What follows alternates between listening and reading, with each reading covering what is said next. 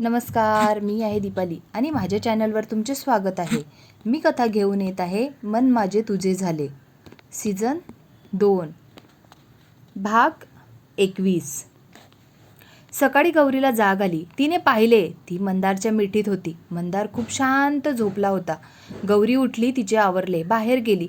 आजी आजोबांसोबत गप्पा मारत होती. नोकर त्यांची चहा पण घेऊन आला होता. त्यांनी लगेच चहा घेतली. नवीन गाडी आतमध्ये आली.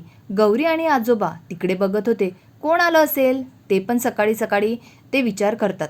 त्या गाडीतून छान कपडे घातलेला माणूस उतरतो. चांगल्या मोठ्या कंपनीचा मालक असावा असे वाटत होते.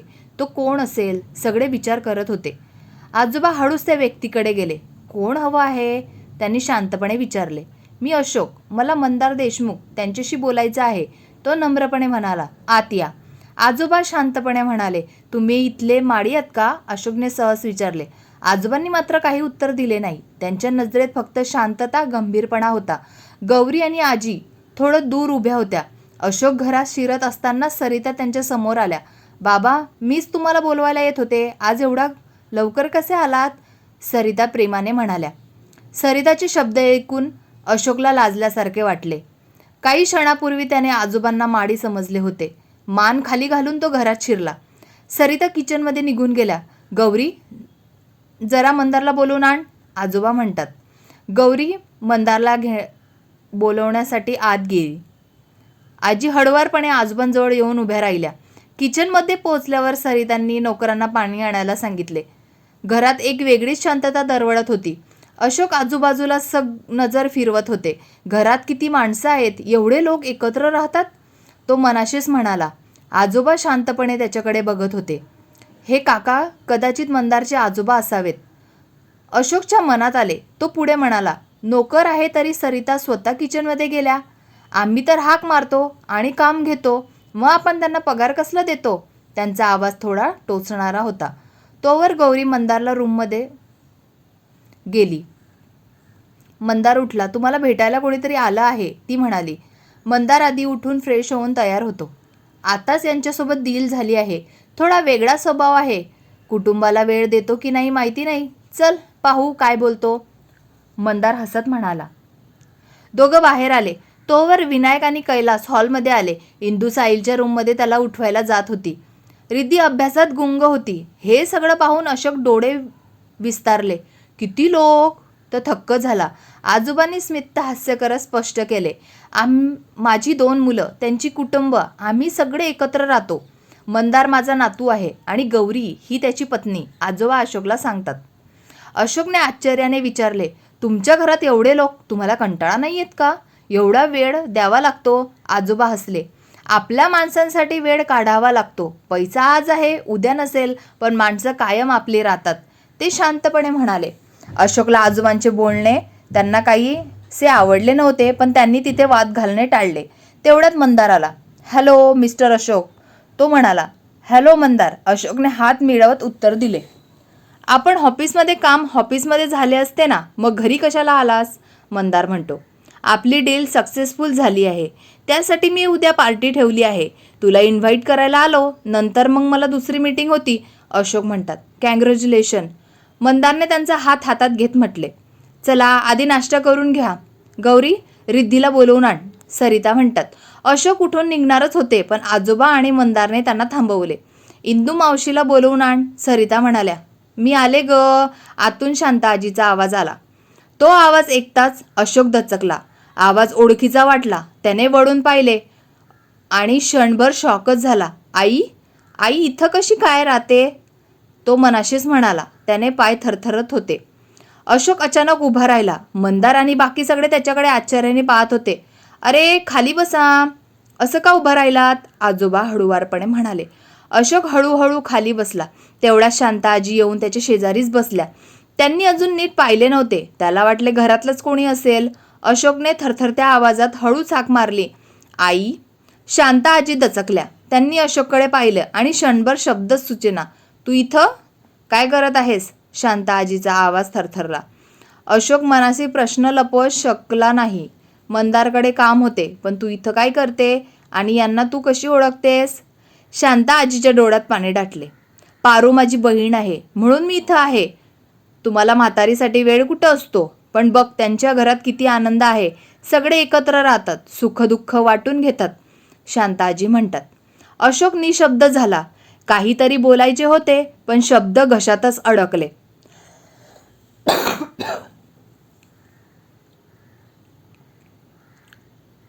त्यांना काही बोलता आले नव्हते. तेवढ्यात साहिलही तिकडे आला. तो बारकाईने अशोककडे पाहत होता.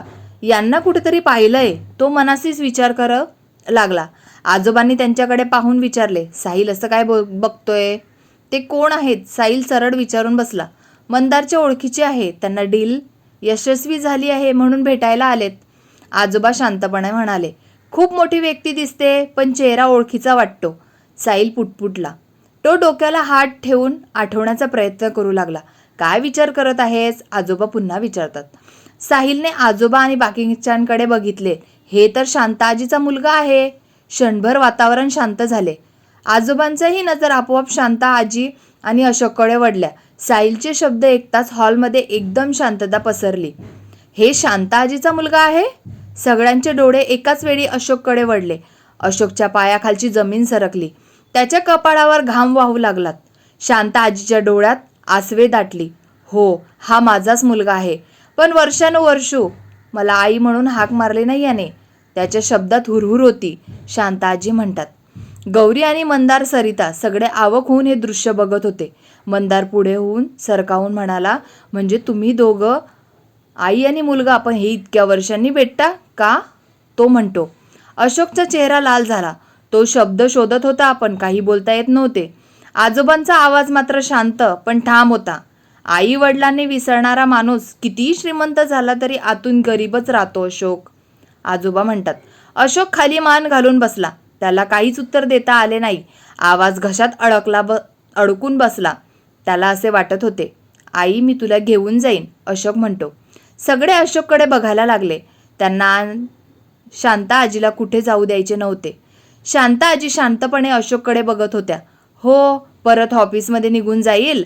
सगळे आपल्या आपल्या कामात बिझी असतील. इथं पारू आणि भाऊजीसोबत तरी मनमोकळे बोलता येतं. पण हा मला घेऊन जाईल, त्या रिकाम्या घरात परत ठेवेल.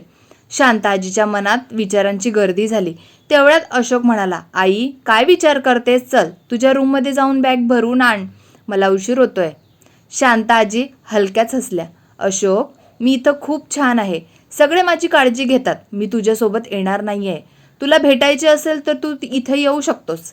आणि हो, मंदार तुझ्यासोबतचे काम कधीच सोडणार नाही, त्या प्रेमळ आवाजात म्हणाल्या आणि मंदारजवळ गेल्या. मंदारने लगेच आजीचा हात आपल्या हातात घेतला.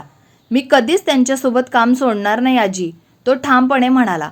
साहिल पुढे आला. त्याच्या डोळ्यात पाणी होतं. मी तर तुला कुठेच जाऊ देणार नाही. माझे लग्न आहे आणि तू मला माझ्या लग्नात हवी आहेस आजी. हो रे बाळांनो, मी कुठेच जाणार नाहीये, शांताजी म्हणतात. त्यांनी मंदार आणि साहिल दोघांनाही मिठी मारली.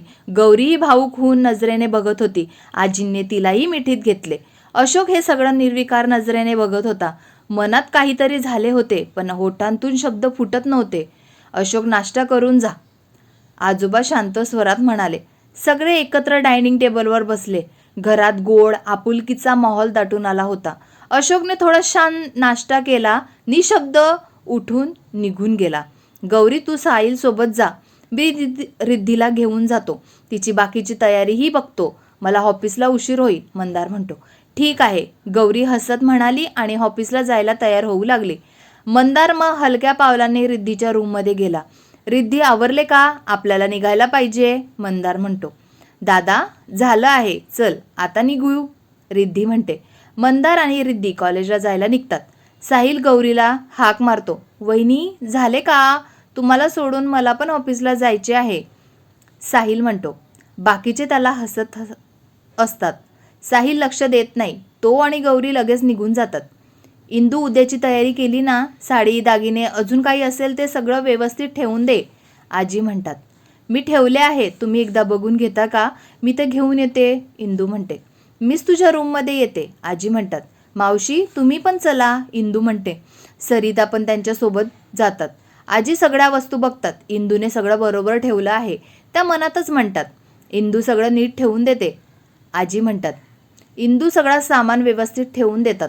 साहिल आणि गौरी ऑफिसमध्ये पोचले. दोघंही आता जात असताना साहिलने काजलकडे बघितले आणि तिला डोळा मारला. काजलने पटकन फाईलमध्ये नजर खुसपली, पण चेहऱ्यावर हसू लपवता आले नव्हते. गौरी केबिनकडे निघाली तोच साहिलने हाक मारली, वहिनी मी निघतो, काकांनी मला लवकर बोलवले आहे, मीटिंग आहे. साहिल म्हणतो, बरं जा. गौरी म्हटली. साहिल बाहेर निघून गेला आणि गौरीही कॅबिनमध्ये निघून गेली. त्याच वेळेस रिद्धीचा पेपर छान झाला होता. परीक्षा आटोपल्यावर ती थेट मंदारकडे गेली. दादा, पेपर खूप छान गेला, रिद्धी उत्साहाने म्हणाली. चल छान, चल तुला घरी सोडतो, मला ऑफिसला जायचे आहे, संध्याकाळी पार्टीलाही जायचं आहे, मंदार म्हणतो. पण दादा, सकाळी घरात काय झाले होते? रिद्धीने कुतूहलाने म्हटले. गाडीत बस आधी, मग सगळं सांगतो, मंदार म्हणतो. दोघंही गाडीत बसले. मंदार रिद्धीला सगळं सांगतो. रिद्धी शांतपणे म्हणाली, दादा, आपले घर खरंच खूप छान आहे. सगळे एकमेकांना समजून घेतात, कोणालाच एकटं पडू देत नाहीत. शांता आजीला सगळ्यांनी जपलं म्हणूनच ते आपल्या घरात आहेत. बरोबर आहे, शांता आजी खरंच खूप छान आहेत, मंदार प्रेमाने म्हणाल्या. गप्पा मारत दोघं घरी पोचले. रिद्धी घरात शिरली आणि मंदार ऑफिसला निघून गेला. मंदार ऑफिसमध्ये पोहोचताच कामाला लागला. त्यांनी सगळी कामं नीट आटपून घेतली. गौरीनेही आपले काम लवकर आवरले, कारण संध्याकाळी त्यांना पार्टीला जायचे होते. गौरी, तुझे झाले का? आपल्याला आता निघायला हवं, मंदार म्हणतो. हो झाले आहे, चला निघूया, गौरी म्हणते. दोघंही घरी जायला निघाले. त्याच वेळी किरण सुद्धा आज लवकर घरी आला होता. किया लगेच पाणी घेऊन आली. आज तुम्ही लवकर आलात, किया म्हणते. किरण खुर्चीत बसत म्हणाला, हो, उद्या काजलला बघायला येणार आहेत ना, मला वाटतं एंगेजमेंटच ठरवलेच, काकांना मदत करतो. ठीक आहे, मग मी जेवण बनवायला काकूंनाच मदत करते, किया म्हणते. बरं, मी फ्रेश होऊन येतो, तोपर्यंत चहा ठेव, किरण म्हणतो. ठीक आहे, असं म्हणत किया स्वयंपाकघरात निघून गेली. किरण फ्रेश होण्यासाठी गेला. थोड्याच वेळात मंदार आणि गौरी घरी पोचले. दादा, दोघं थेट आजी आजोबांशी बोलायला गेले. मंदार, तू पार्टीला जाणार आहेस का? आजोबा म्हणतात. शांता आजीही मंदारकडे बघत होत्या. मंदार त्यांच्याकडे गेला. शांत स्वरात म्हणाला, आजी, मी फक्त कामापुरती कामाशी बोलतो. तो तुमचा मुलगा आहे, पण ऑफिसमध्ये मला त्यांच्यासोबत नीट वागावं लागेल, त्यांच्यासोबत मला बोलावं लागेल, तरी मी त्यांचे काम कधी सोडणार नाही. फक्त काम करून घेईल. आता फक्त पार्टीला जायचे आहे, लगेच घरी येऊन जाईल, मंदार म्हणतो. शांता आजी हळू स्मित करत त्यांच्या डोक्यावरून प्रेमाने हात फिरवतात. जा, तयारी करा, तुम्हाला पार्टीला जायचं आहे ना, त्या मायेने म्हणाल्यात. गौरी आणि मंदार रूममध्ये गेले आणि तयारीला लागले. मंदार आणि गौरी रूममध्ये गेले. गौरीने वॉर्डरोब उघडला. पार्टीसाठी खास ठेवलेला सिल्कचा ड्रेस तिने निवडला. हलक्या दागिन्यांसोबत तिने स्वतःला सजवले. केस मोकळे सोडले. तिथं रूम आणखीनच खुलून आलं होतं रूप. मंदारनेही आपला ब्लॅक सूट आणि टाय काढला. आरशासमोर उभा राहून त्याने व्यवस्थित तयार होत गौरीकडे एकटक पाहिलं. गौरी, आज तू तर अगदी चमकत आहे, मंदारने हळू आवाजात कौतुक केलं. गौरीने लाजून आरशातच मंदारकडे पाहिलं. आणि तुम्ही काही कमी नाही आहे सर, ती हसत म्हणाली. दोघंही आरशात एकमेकांकडे पाहत काही क्षण थांबले. त्या क्षणातच त्यात प्रेम अधिक गंध झालं. नंतर मंदारने घड्याळ पाहिलं आणि म्हणाला, चल आता निघूया, पार्टी सुरू होईल. हो चला, गौरीने पर्स हातात घेऊन उत्तर दिलं. दोघंही हातात हात घालून खोलीतून बाहेर पडले. त्यांच्या तयारीतला तो उत्साह आणि नात्यातही जवळीक घरभर एक वेगळीच उजळ घेऊन आली होती. तुझ्या डोळ्यात चमकतं माझं आकाश, तुझ्या हास्यात दडला आहे माझा श्वास, तू आहेस तर प्रत्येक क्षण खास, गौरी तूच आहे माझ्या आयुष्याचा विश्वास. पुढील भागात बघू आता पार्टीत काय होतं. रिद्धी वीरेनला भेटायला जाईल का? काजल आणि साहिलचे बोलणे होईल का? काजल आणि साहिलची एंगेजमेंट कशी होईल? जाणून घेण्यासाठी ऐकत रहा मन माझे तुझे झाले सीझन 2 भाग 21. कथा आवडत असेल तर लाईक करा, कमेंट करा. पुढील भाग ऐकायचा असेल तर सबस्क्राईब करा, मला सपोर्ट करा. धन्यवाद.